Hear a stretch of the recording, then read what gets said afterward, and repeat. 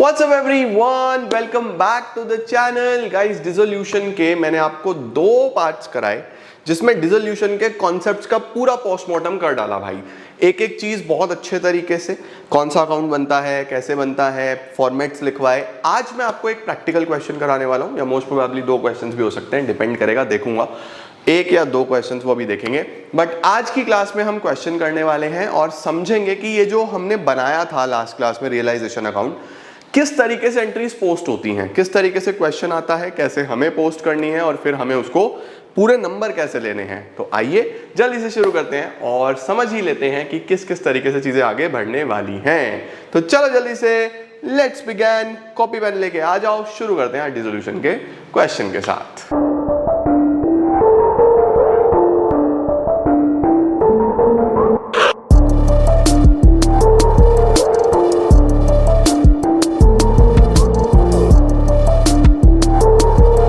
शुरुआत करेंगे बाबू बहुत ही बेसिक से सवाल के साथ, वेरी सिंपल, जो आपको हेल्प करेगा बस कॉन्सेप्चुअल बिल्डिंग में ही, ठीक है ना।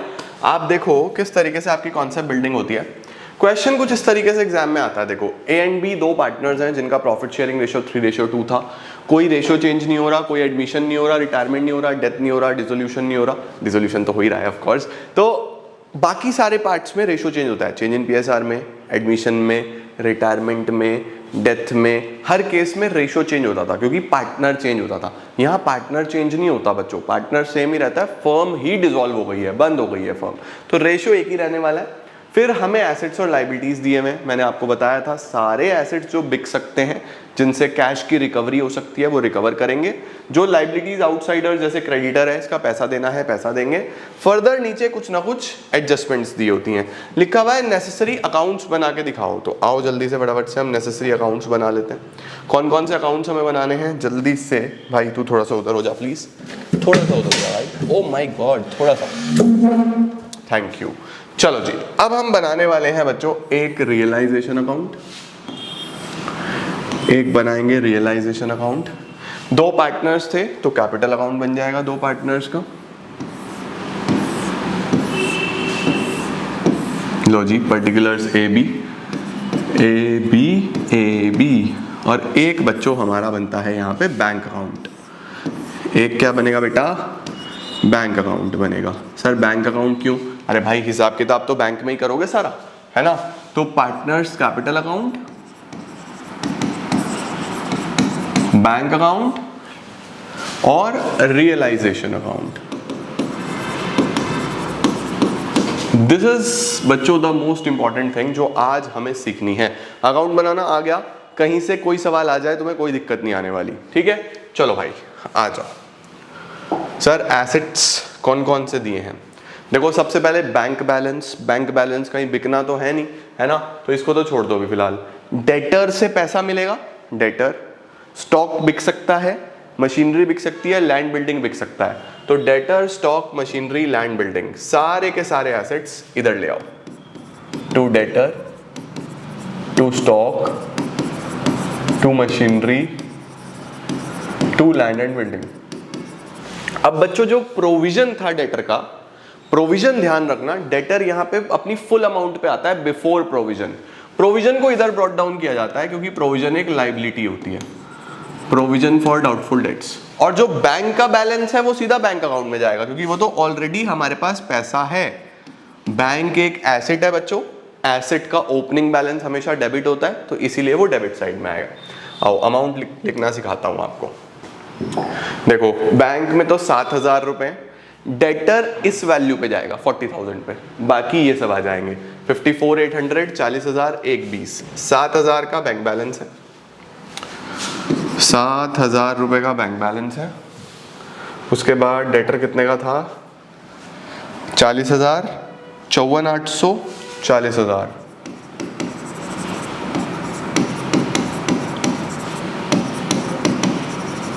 ये 1,20 और प्रोविजन कितना है भाई? प्रोविजन है 1,800, 1,800 का प्रोविजन है। तो बच्चों ये देखो बैंक का बैलेंस हमने 7,000 लिख दिया, डेटर 40,000, 54,800, 40,000, 120। देखो ये वाली साइड बिल्कुल खाली हो गई, सारी की सारी चीजें यहां से ट्रांसफर हो गई। ठीक है, अब इधर देखते हैं क्या क्या है। क्रेडिटर 20,000 और कैपिटल है। क्रेडिटर लाइबिलिटी है, बाय क्रेडिटर 20,000, और जो कैपिटल का बैलेंस है बच्चों वो कैपिटल अकाउंट में आ जाएगा, बाय बैलेंस ब्रॉट डाउन। कितना कितना है कैपिटल का बैलेंस, आ जाओ चेक करते हैं। कैपिटल का बैलेंस है 150 और 90।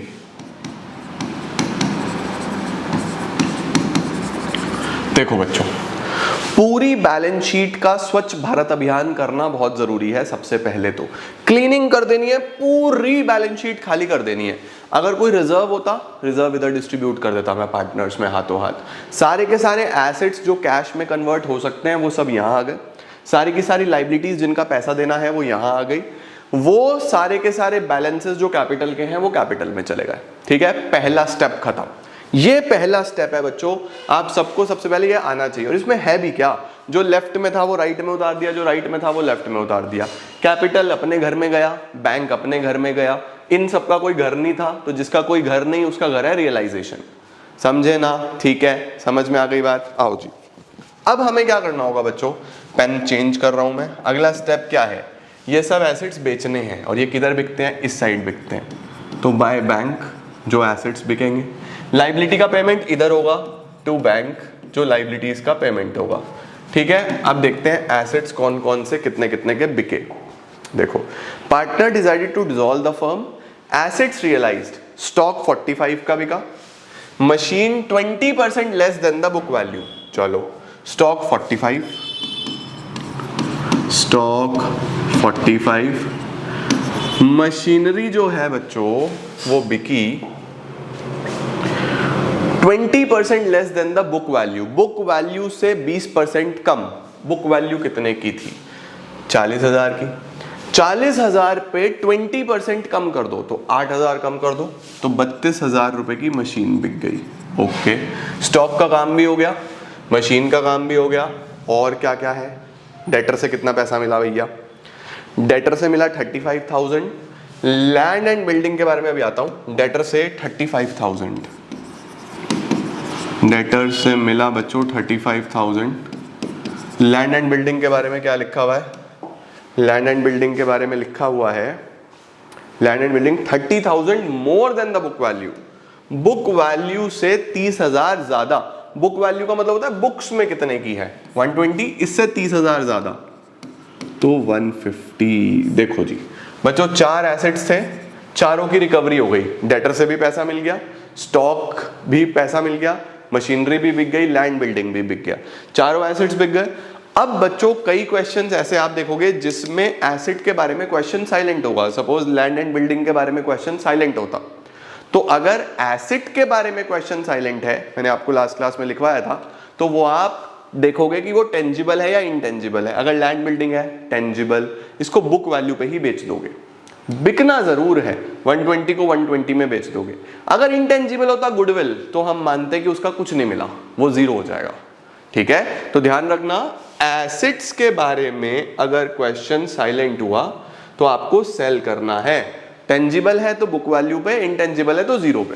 देखो एसेट से कितना पैसा मिला, 45,000, 32,000, 35,000, 1,50,000। बच्चों 2,62,000 एसेट से मिला। अब मिला तो ये पैसा बैंक में आया या नहीं आया? बैंक में आया तो डेबिट साइड में लिखते हैं। देखो इधर क्रेडिट तो इधर डेबिट, ठीक है। टू रियलाइजेशन 2,62,000, देखो ये बैंक में आ गया। याद है आपको, एसेट्स डेबिट साइड में बढ़ते हैं, क्रेडिट साइड में कम होते हैं, तो एसेट बिकेगा तो पैसा आएगा ना, बैंक बैलेंस बढ़ेगा बच्चों, तो डेबिट साइड में आएगा। ठीक है, अब लाइबिलिटी का पेमेंट हुआ क्या सर लाइबिलिटी का पेमेंट हुआ क्या लिखा है क्वेश्चन में? Creditors agreed to accept 5% less. Creditor 5% less pay हो गए, 5% लेस, तो 1800 से 5% लेस कर दो, नहीं सॉरी 20,000 से 5% लेस कर दो तो 19,000 रुपीज के क्रेडिटर बिक जाएंगे। अब देखो बच्चों, क्रेडिटर ये क्रेडिटर बिक गए तो पैसा जाएगा, बैंक बैलेंस कम होगा तो बाय रियलाइजेशन, इधर डेबिट तो इधर क्रेडिट, डबल एंट्री सिस्टम है ना, 19,000 रुपये। लो जी, अब कौन सी लाइबिलिटी रह गई सर? ये प्रोविजन रह गया 1,800 रुपये का। प्रोविजन बताओ बच्चों, क्या किसी को पैसा दूं इस प्रोविजन का? किसको दूं सोचो। क्रेडिटर तो चलो बाहर वाला था जिसका मुझे पैसा देना था, प्रोविजन का पैसा किसको दूं भाई? कोई लेने तो आएगा नहीं, वो तो मेरा खुद का ही है। तो प्रोविजन का आपको कुछ नहीं करना, बस यहां उतार के छोड़। ठीक है, परफेक्ट। क्या सर कोई एक्सपेंसेस ऑन रियलाइजेशन आए? Are there any expenses on realisation? Expenses of realisation 1,200 रुपए के आए। 1,200 का ये खर्चा आया, तो हम यहाँ पे लिखेंगे टू बैंक। 1,200 रुपए का ये खर्चा आ गया। कहाँ लिखो इसको? फिर से पैसा गया, तो बाय रियलाइजेशन 1,200 रुपए बेटा जी ये हो गए। ठीक है, परफेक्ट हो गया। तो देखो जितनी लाइबिलिटीज यहाँ पे थी वो भी सेटल, जितने एसेट्स थे वो भी सेटल। डबल एंट्री भी कर दी है, पैसा आया तो इस तरफ आया, ये गया तो इस तरफ आ गया। सिंपल। अब आपको निकालना है बेटा प्रॉफिट या लॉस। थर्ड स्टेप होता है प्रॉफिट या लॉस। आओ सर, ये अब तीसरा स्टेप करने वाले हैं। ठीक है, पहला स्टेप व्हाइट से करा है, दूसरा स्टेप येलो से करा है, तीसरा ब्लू से कर रहा हूं। ठीक है, 2,62,000 प्लस 20,000 प्लस 1,800, तो इधर का टोटल आ रहा है 283,800। इसमें से ये सब माइनस करता हूँ। 40,000, 54,800, 40,000, 1,20,000, 19,000 और 1,200। 8,800 का बच्चों प्रॉफिट आ रहा है। 8,800 का प्रॉफिट आ रहा है। इसको लिखूंगा टू प्रॉफिट ऑन रियलाइजेशन, और प्रॉफिट डिस्ट्रीब्यूट होगा ए और बी में। सर क्योंकि पार्टनर्स ही तो लेके जाएंगे यार, प्रॉफिट हुआ तो पार्टनर्स के रेशियो था 3:2। 5,280 इसका, 3,520 इसका। लो जी, अब बच्चों ये जो प्रॉफिट हुआ, ये प्रॉफिट तो कैपिटल को बढ़ाता है, तो इधर ले जाएंगे बाय रियलाइजेशन। अब देखो यहाँ पे हमने बैंक लिखा था, तो ये बैंक अकाउंट में गया। यहाँ पे हमने बैंक लिखा था, तो ये बैंक अकाउंट में गया। यहाँ पे पहले ही ए और बी लिखा है, ये पैसा ही ए और बी का है बच्चों, तो ये ए और बी को मिलेगा। 5,280 एक को, 3,520 एक को। ठीक है, अब आपको सिंपली इसका टोटल लगाना है। अब देखो बच्चों, ए ने कितना पैसा लगाया था? 150। ए को इतना प्रॉफिट हुआ, तो ए बोलेगा कि मुझे कितना पैसा पे कर दो? ए बोलेगा मुझे कर दो 155,280, ये तो मुझे दे दो।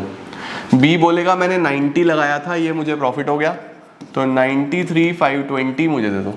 ठीक है, तो हम इसको क्या लिखते हैं यहाँ पे? बैलेंस नहीं लिखते बच्चों, हम लिखते हैं टू बैंक।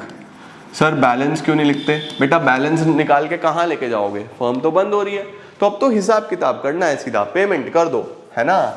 तो ये हो गया 155,280 इधर का टोटल, 93,520 ये,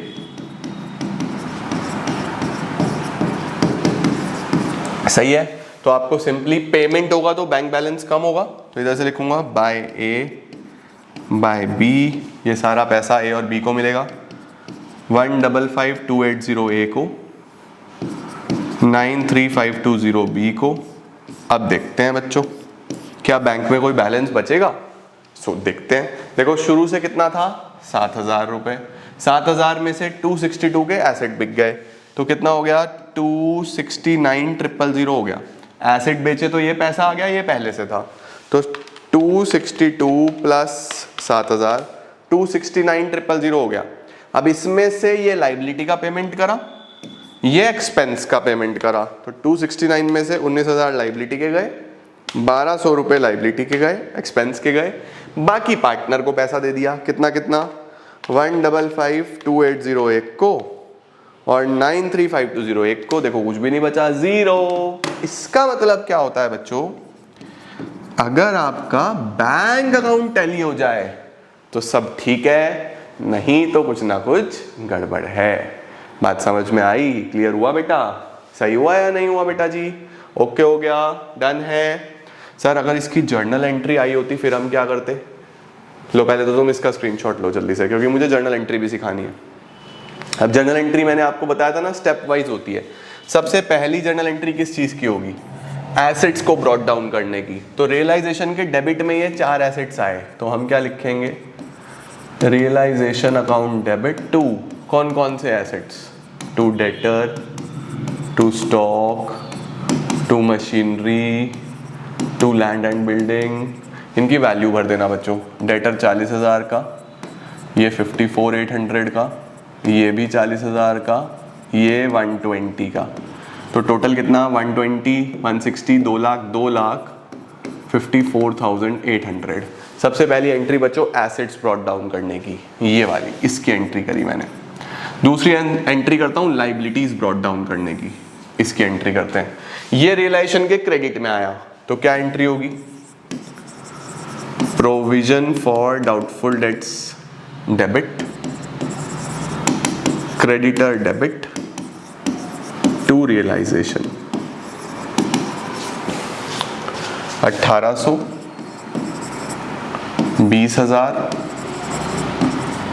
21,800। देखो ये भी हो गया बच्चों, परफेक्ट है।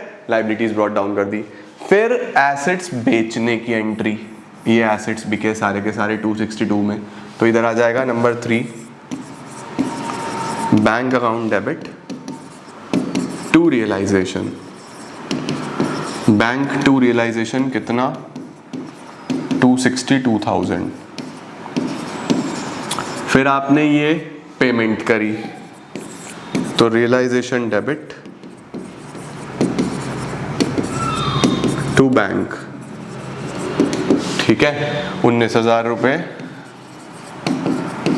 क्रेडिटर का पेमेंट करा और एक्सपेंस का पेमेंट करा।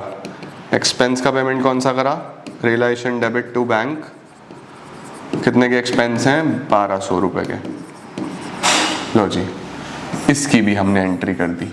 ठीक है बच्चों, परफेक्ट है, सही है। फिर आपका प्रॉफिट हुआ, फिर प्रॉफिट हुआ तो इस प्रॉफिट की एंट्री रियलाइजेशन अकाउंट डेबिट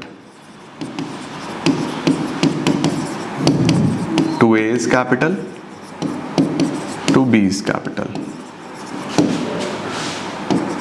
5280, 3520, 8800। देखो ये प्रॉफिट की एंट्री हो गई बच्चों। एक लास्ट एंट्री हमारे पास बचती है, वो है ये सेटलमेंट की। ये जो पार्टनर का पेमेंट हुआ है, इसकी एंट्री होगी A debit B debit to bank, क्योंकि डेबिट साइड में आया था ना। तो ये होगा ए का कैपिटल अकाउंट डेबिट, बी का capital account debit to bank account. ठीक है, कितना कितना पैसा दिया था? 155,280, 93520। कितना हो गया?